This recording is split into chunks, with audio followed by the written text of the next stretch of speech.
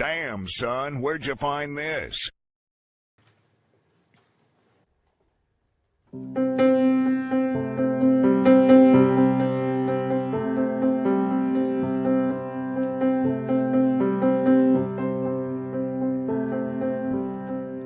Somewhere below the Grand Hotel, there is a tunnel that leads down to hell.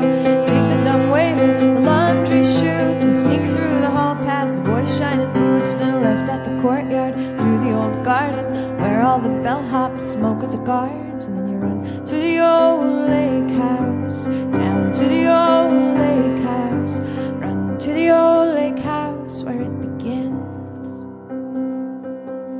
Under the floorboards there's a deep well that leads to a spring that's sprung up in hell. That's where old devils danced and kissed and made their blood pacts in the ancient mist. And running through forest they screamed in chorus while piercing fair maidens' chests with their horns. And then they lay in the grass till the dawn came, sleeping away till the dawn came. Lay in the grass where now stands the Grand Hotel. Maitre d' and a fancy chef, silver's real, liquor's top shelf.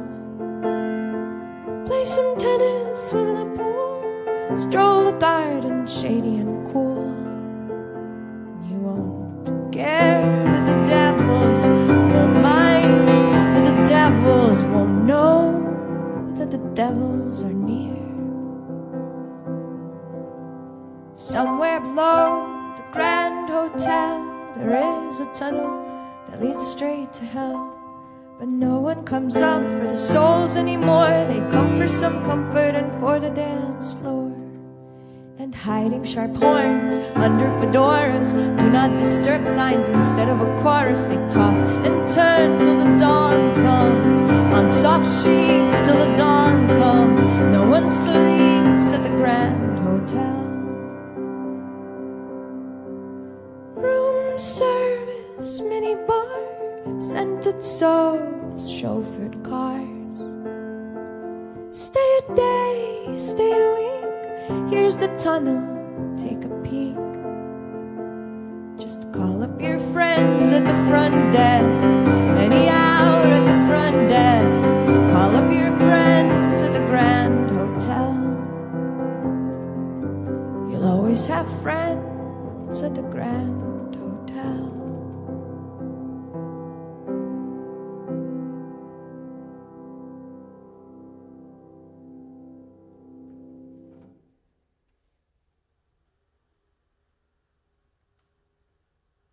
I remembered you're older and taller, but you're younger and smaller. So who's gonna call her and say that you're back again?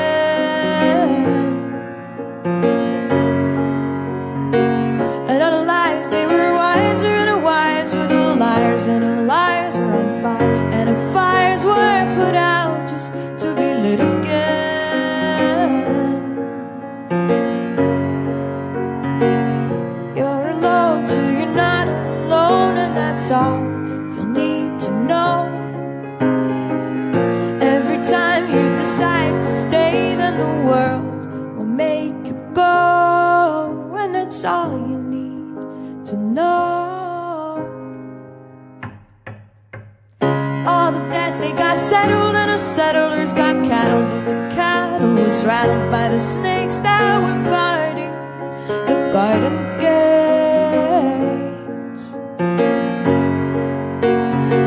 And you retired just in time, you were about to be fired for being so tired from hiring the ones who will take your place.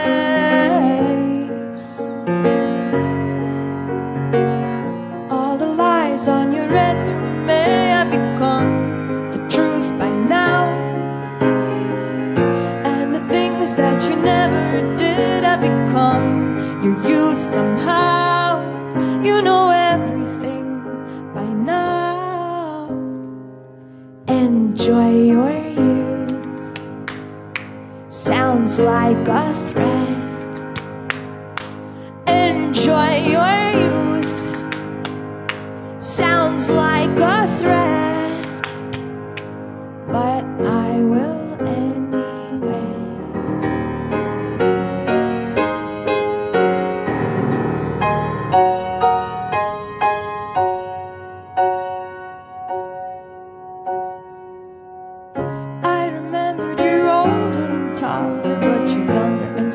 her. So who's gonna call her and say that you're here at last?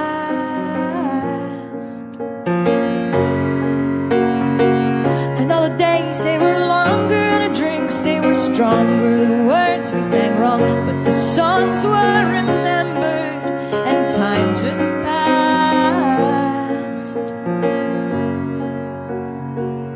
You're around till you're not around, and that's all you'll need to know. Every time you decide to stay, then the world will make you go, and that's all you need to know. Enjoy your youth. Sounds like a threat. Enjoy your youth. Sounds like a threat, but I will anyway.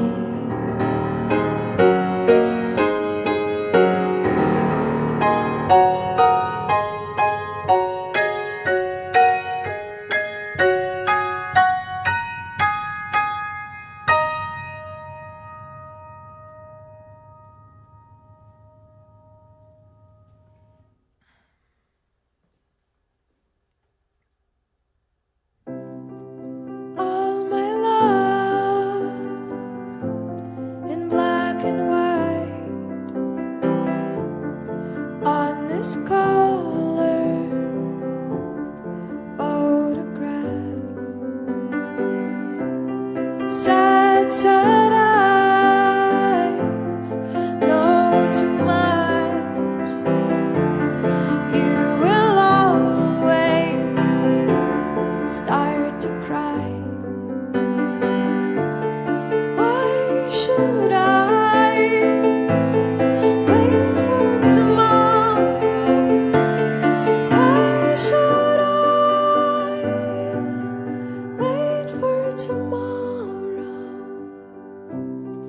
When you left, I closed the door, closed my eyes, sat on the floor. Heartbeat fast, mine got slow. This great love is all I know. Why should I wait for tomorrow? Why should I wait for tomorrow?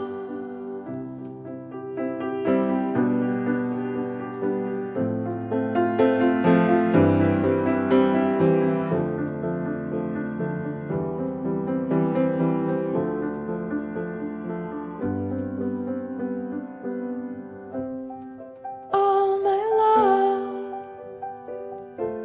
in black and white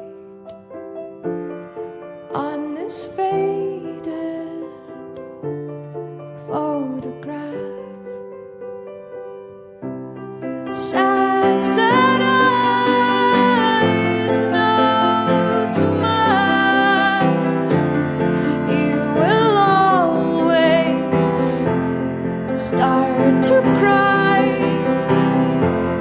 You will always start to cry.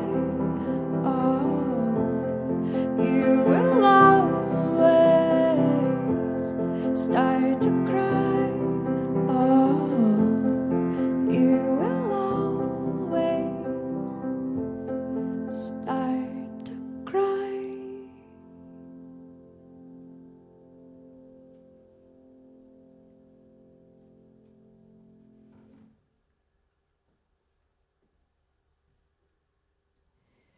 The trapper and the furrier went walking through paradise, and all the animals lay clawless and toothless before them, and all the mothers stepped away from their babies, leaving them open and easy to handle. The trapper and the furrier went walking through paradise, They took some for now and they got some for later. And they marveled at the pelts, not a bullet hole in them. And they filled up the cages with pets for their children. What a strange, strange world we live in, where the good are damned and the wicked forgiven. What a strange, strange world we live in. Those who don't have lose, those who got get given. More, more, more, more.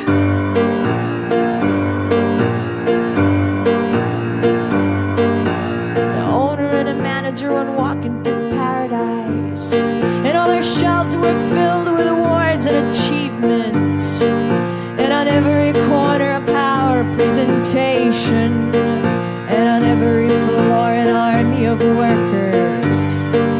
The owner and a manager went walking through paradise, and all their charts showed so much promise and progress. No sick days, no snow days, no unions, no taxes. And they wandered towards home, kings of their castles. What a strange, strange world we live in, where the good are damned and the wicked forgiven. What a strange, strange world we live in. Those who don't have lose, those who got get given. More, more, more, more.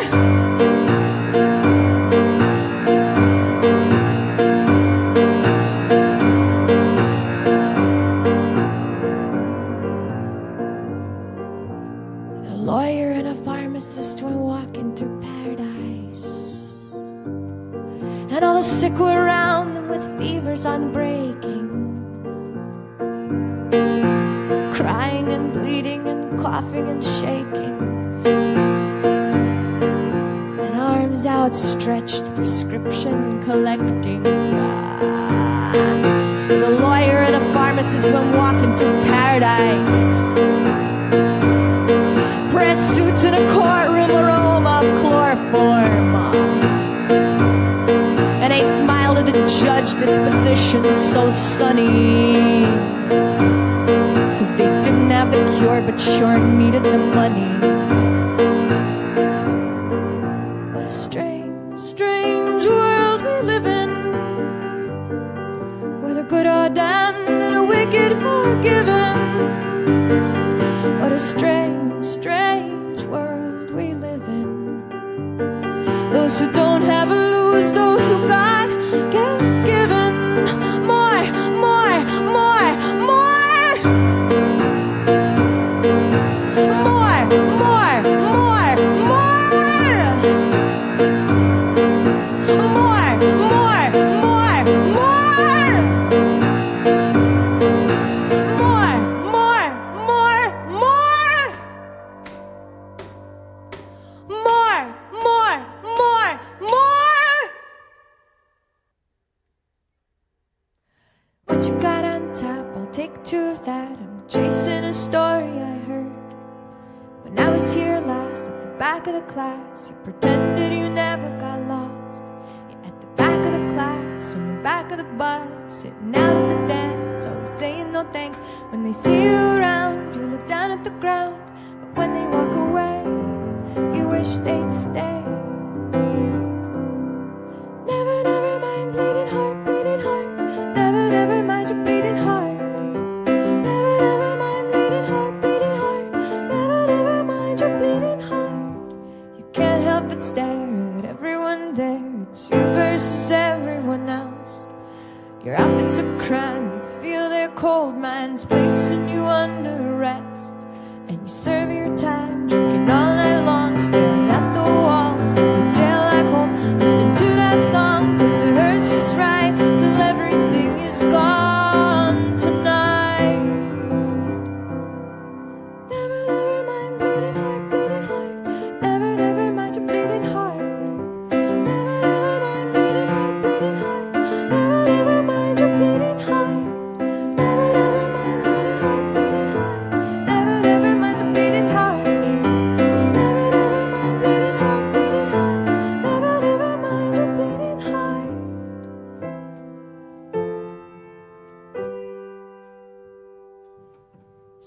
you'll grow up and then you'll forget all of the pain you endured, until you walk by a sad pair of eyes, and up will come back all the hurt.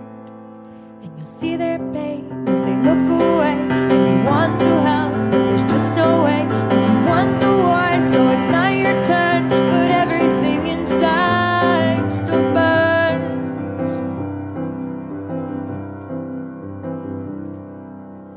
Never, never mind bleeding heart, beating heart. Never, never mind your bleeding heart. Never, never mind bleeding heart, beating heart. Never, never mind your bleeding heart. Never, never mind bleeding heart, beating heart. Never, never mind your bleeding heart. Never, never mind bleeding heart, beating heart. Never, never mind your bleeding heart. Never, never, never mind. Never mind your bleeding heart. Never, never, never mind.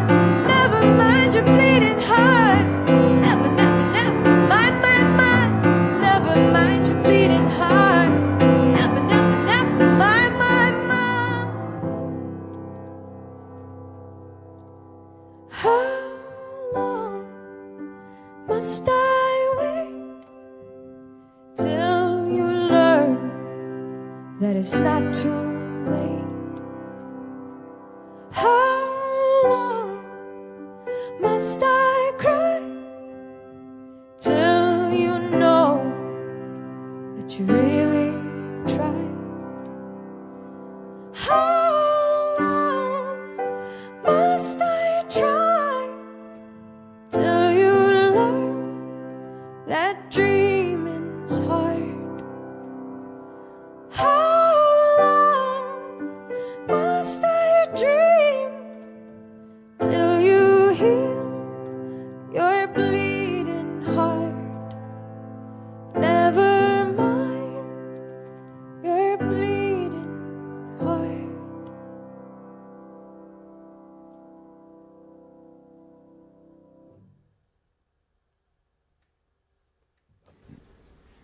Regina Spektor live on KEXP. That was beautiful. Thank you.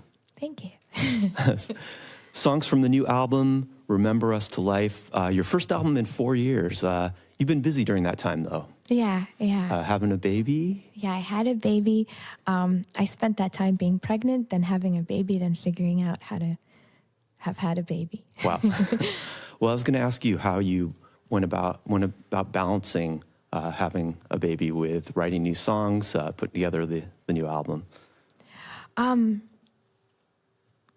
I honestly don't even fully understand. I think there was so much like sleep deprivation and confusion involved that I just sort of tried to use my time as best as I could, and to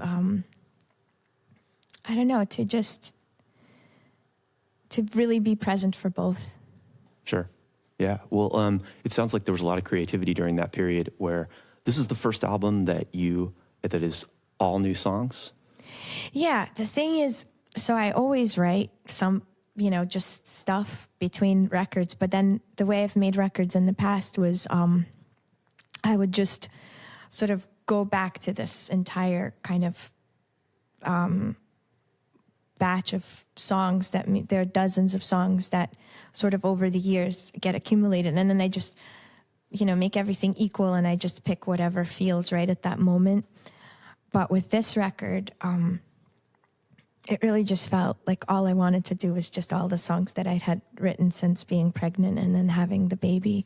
It just they didn't seem to want to be diluted with any of the older songs.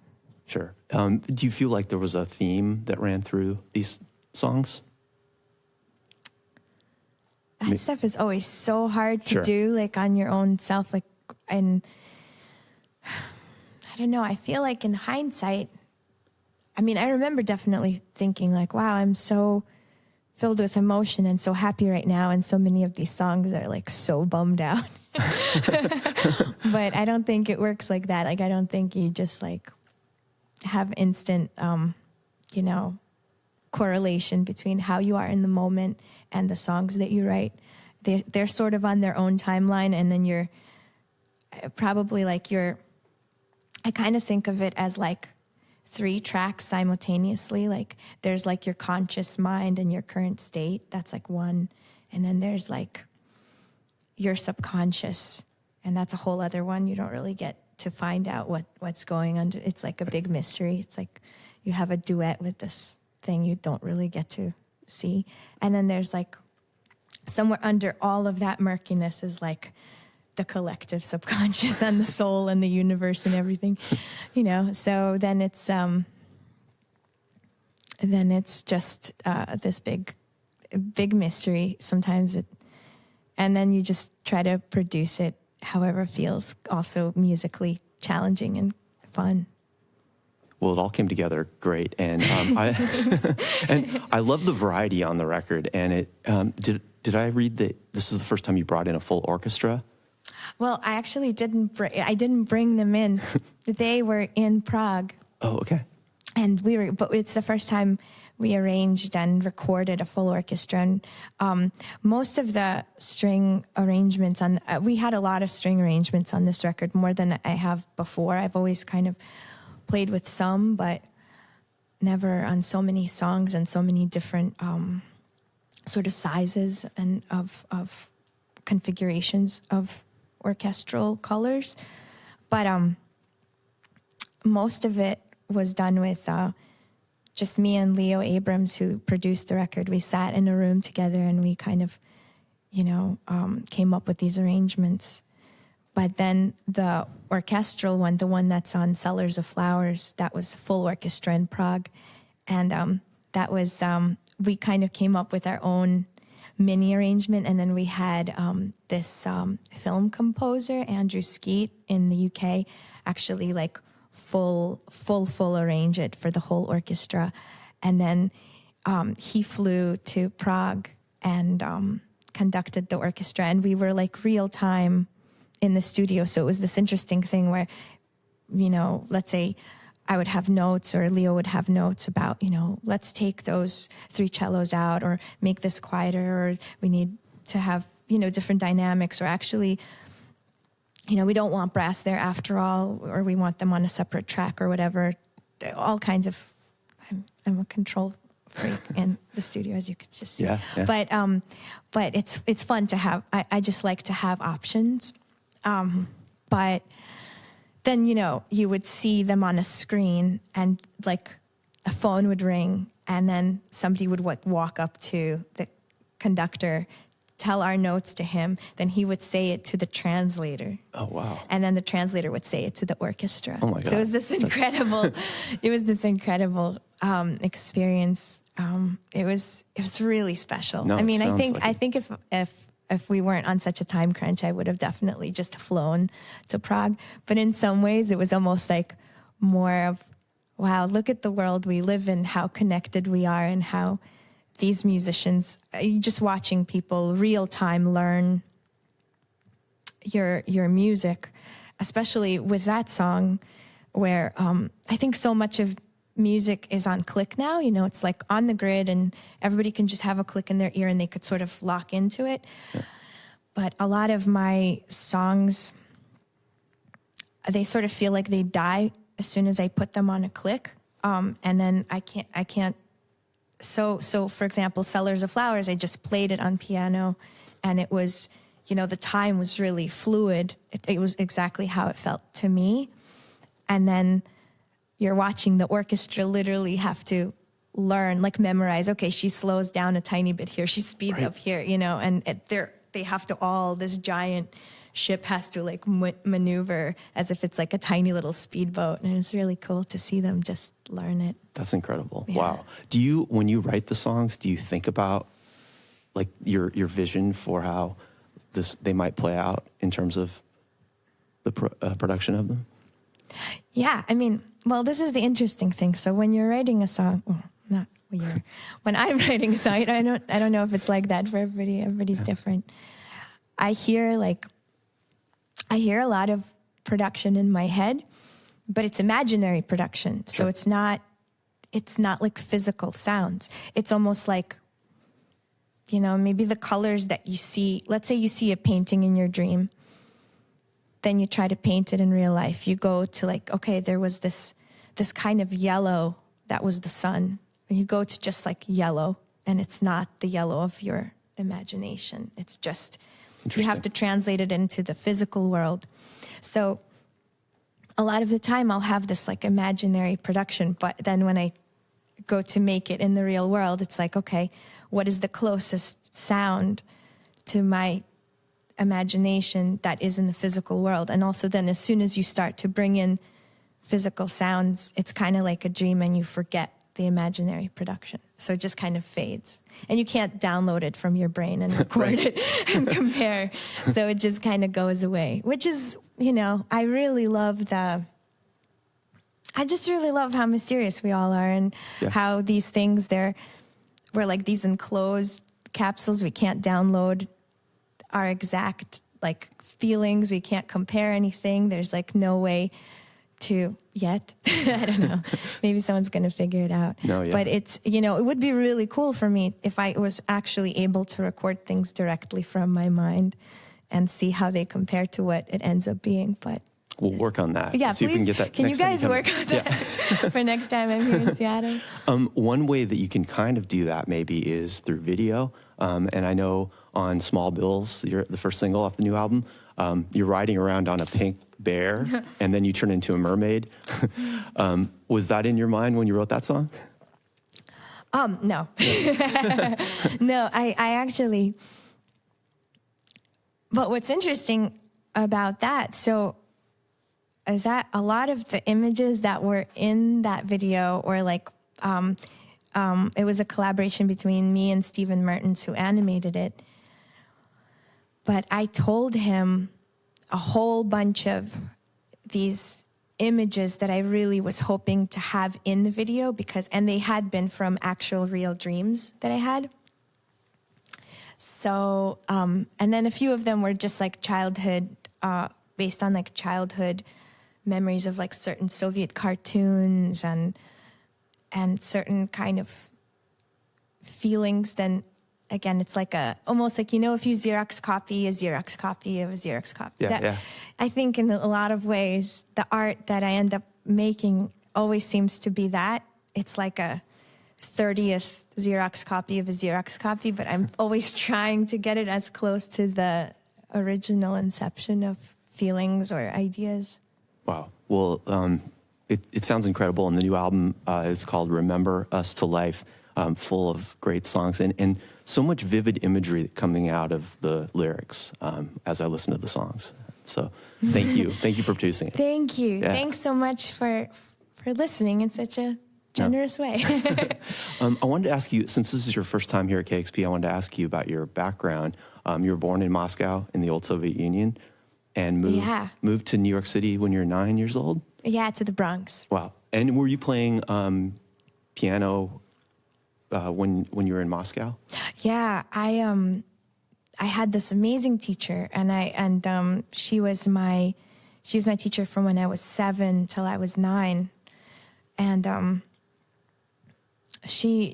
I just got really lucky that I had such a cool teacher, and she was like, I actually saw her. I went once to Russia since immigrating here, and it was in 2012. I played a show in St. Petersburg and then another show in Moscow, and I saw her.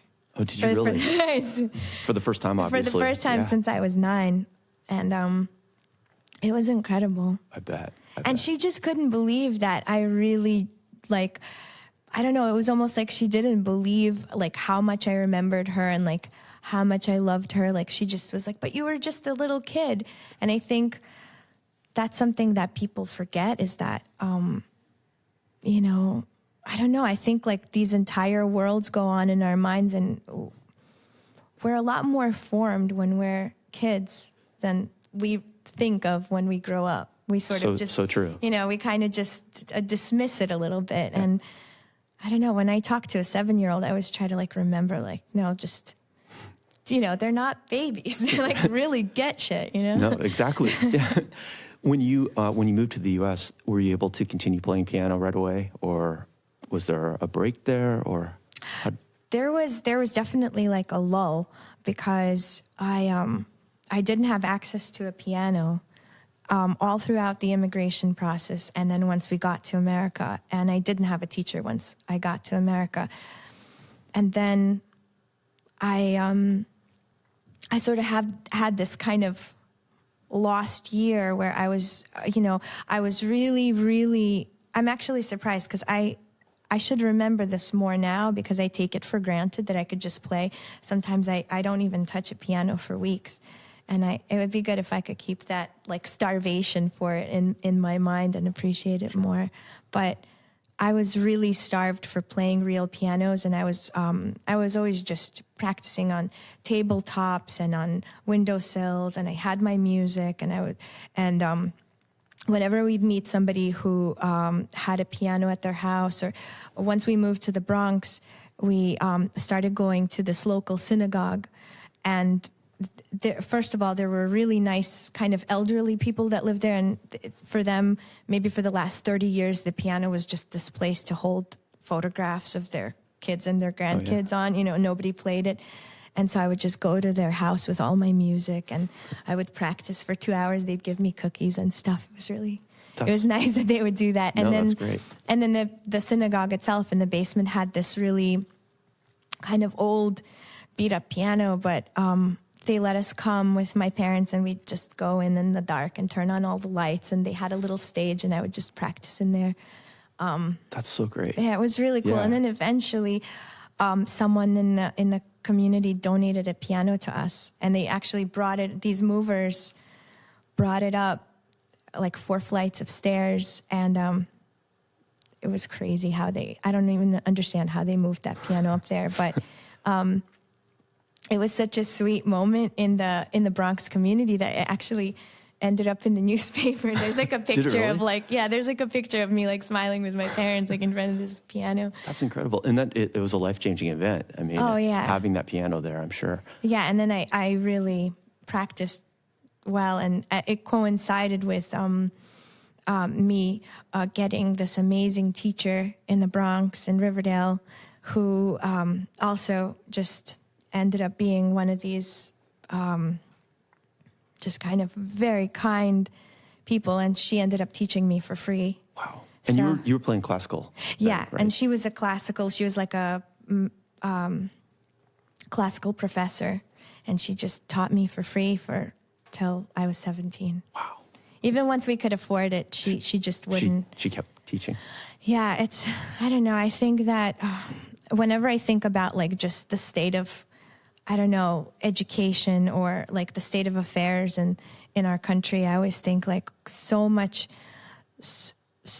good comes from just an individual making that decision. Like I'm going to just mentor somebody or teach somebody, and just taking that time out of their life and doing this incredible. I mean, what she did was just, it changed my life. I mean, she in a lot of ways, she and her husband, they kind of gave me my life just by being these kind people, like charitable so generous. people. Yeah. Wow, incredible. Yeah. When did you start writing your own songs?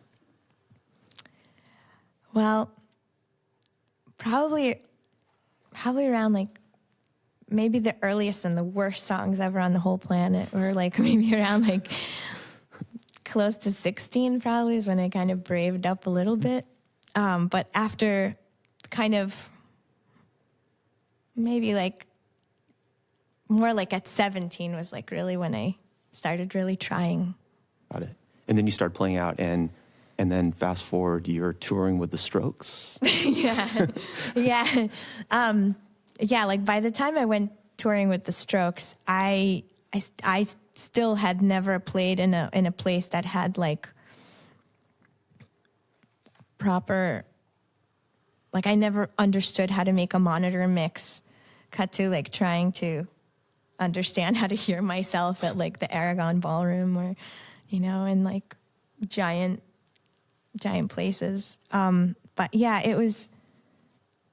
I just sort of, once I really decided that I wanted to write songs, I went to SUNY Purchase as my college, I went there because every other college that I'd looked at only had a jazz program or a classical program. Okay. And I was like, I don't fit into either. I just want to write songs. And then because I was so close to the city, I started playing on the Lower East Side and at bars and burning my own CDs and bringing them in my backpack and like using like every relative to like come to my show, please. They'll never ask me back. And then just I guess I was playing so much. I was sometimes averaging like 25 shows a month in New York City alone. Like that was without touring. That's just Brooklyn, Midtown, downtown, Midtown again, uptown, like just running around, just amazing. Saying yes to every show that I could. Yeah. And that's how I, ended up meeting the Strokes. And well, because I met Gordon Raphael through playing shows because somebody who'd heard one of my shows contacted him, and then he was producing them, so he connected us. I see. Yeah. Wow. I'm still a number one, the biggest Strokes fan ever in the whole universe. That's awesome. Yeah. Cool. And then you put out records, and how do you, when you look back on your early records compared to your current record, was your approach different back then? How do you reflect on that, on the change? Oh, yeah. Like, it's super different. I think that, well, I don't know. I think that it's interesting because it's like I value so much experimentation and sort of not doing the same thing over and over again. But then I think I also impose all these rules on myself at the same time. So when I first started out, I really, because I was coming from classical music, and that was like, you have to, have this kind of a mindset, and everything's on the page, and there's like this like really like it's almost involuntary perfectionism that kind of gets into you. And then I discovered jazz and blues when I was in college, and it just like, then all I want to do is write jazz music, So before I met the Strokes and did like the songs that were kind of more myself, I started writing more like jazz songs. And I was obsessed with like, all these people, they just recorded one take, everything is live, everything like, I wanted everything to tape, Soviet Kitsch is all to tape and live. And I, I couldn't like, there were certain tones that my ear was really not used to. Like I couldn't have any cymbals and anything. Like I just wanted just, toms and snare and kick and maybe a closed hi-hat, and that's it. And there were like, and as I have been working on music, like my mind has been opening up, and I sort of have been like able to kind of experiment with things or let go of things in the way that made it more fun for myself. And just, it's interesting how I think sometimes, everybody sort of wants to feel like they're right. Yeah. So then if you're like a purist, then you're just like, well, I'm right. And now now you want to play with synths, and now like, that's right. And now I want to play with it. Yeah. So I just sort of let go of all that and just decided everything is right.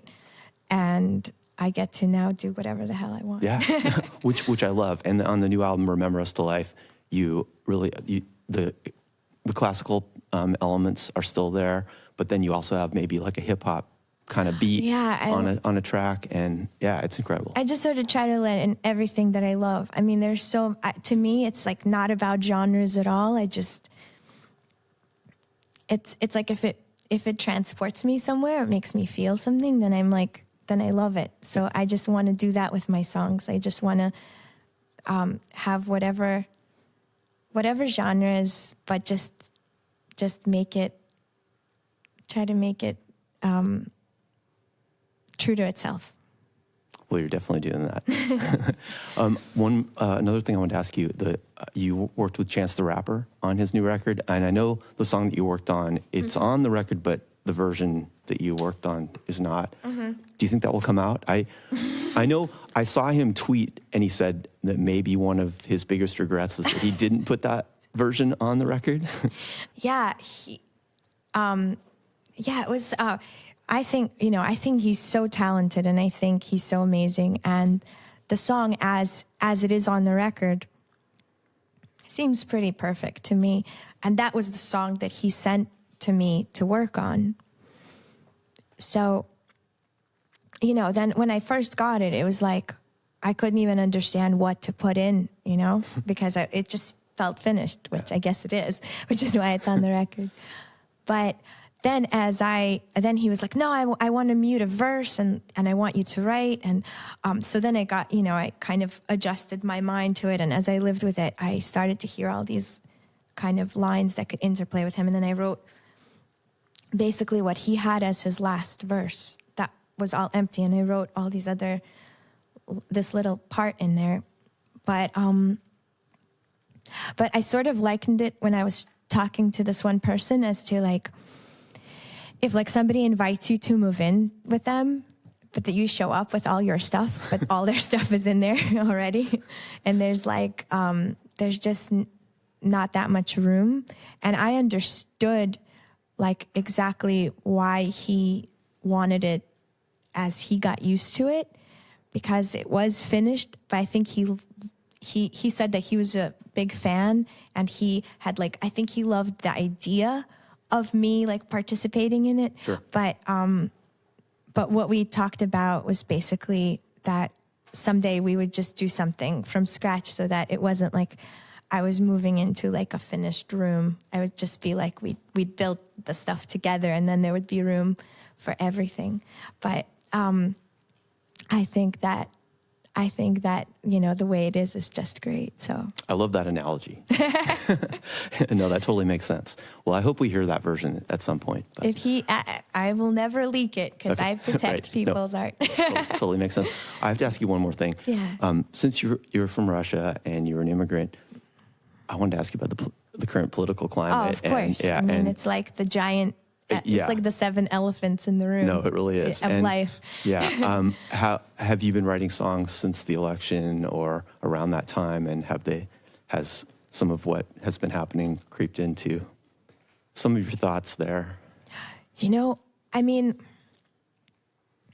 it's in my thoughts as a human on the planet, yes. as a human woman of America and of the world.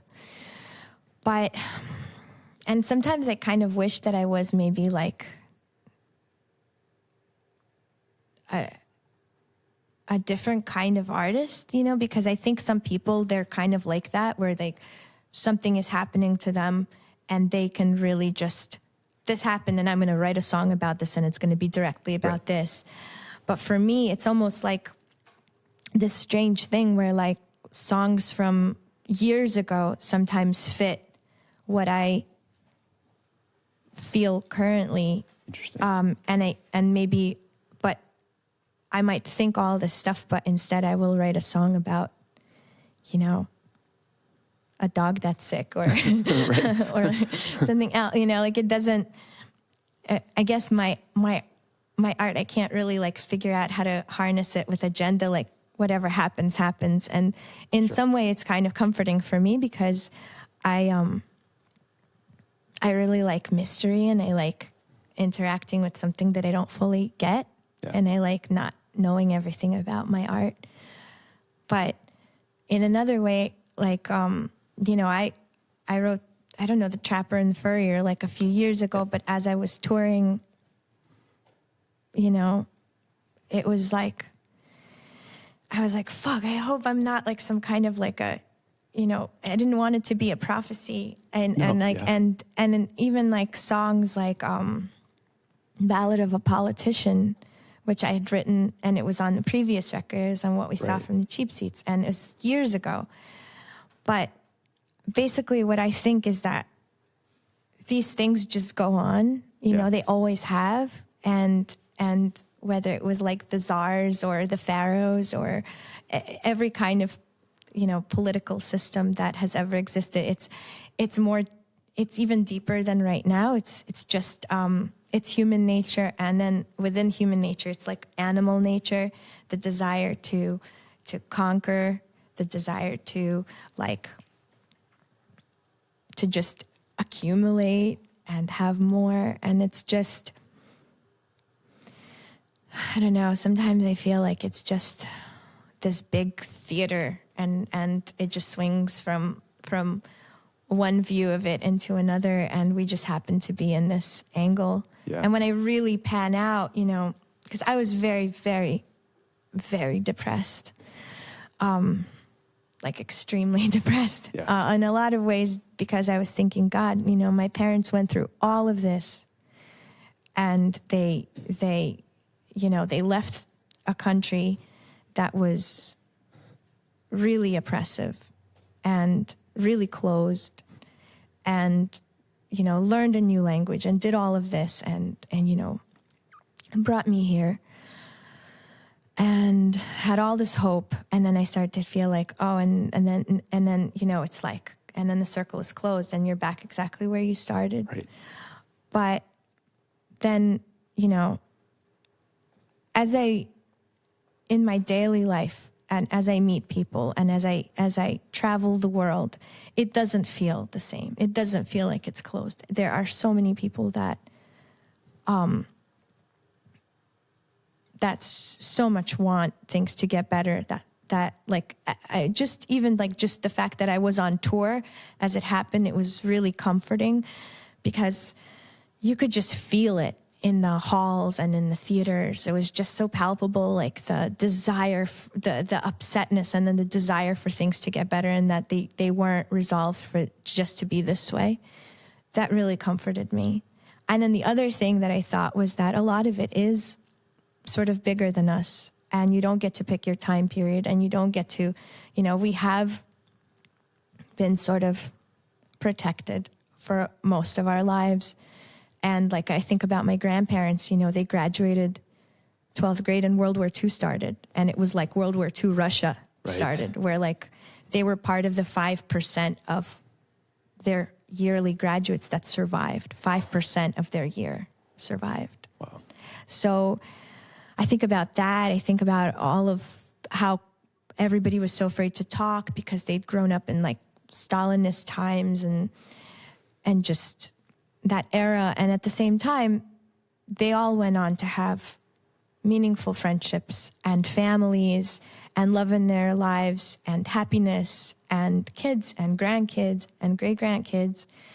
And you can't, like, I think when something like this happens, you can't just throw your hands up and just, you know, give up. You have to start doing the things that like my piano teacher did. Exactly. You have to start reaching out to people in your community, and you could say, okay, I couldn't get this person elected that reflects my beliefs and my principles and what I want in the world, but I can reflect them myself.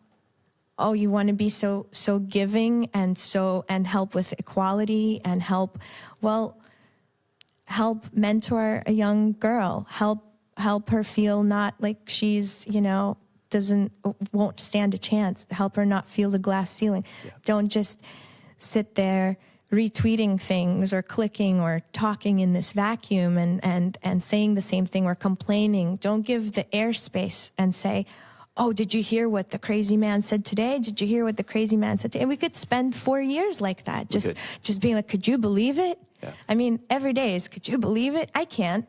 But it's happening. Yeah. So like, okay, now, and so we just have to start doing the good stuff, like reaching out, changing somebody's life, what's going to come for them in 10, 20 years and 30 years. So, you know, doing the slow build. So well, that's my hope. All those actions make such a huge difference. And your performance today as well. And I feel like performances like this break down walls between, you know, your music and the fans out there. And I'm hoping that we get the more and more people hear your new album. Oh, thank you. Thank you so much. And it's kind of scary to play like this because I haven't for a minute. I've been playing with my band. Oh, yeah. But this is also really special because I just love playing music so much. Sometimes even I need a reminder of how to play by myself for people. Well, it sounds amazing. And the new album's called Remember Us to Life, and playing Regina Spektor playing the Paramount Theater on April 4th. Everyone go out and see her.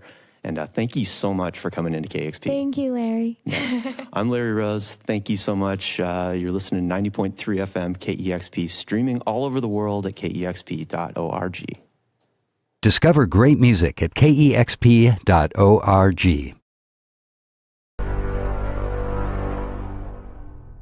Damn, son, where'd you find this?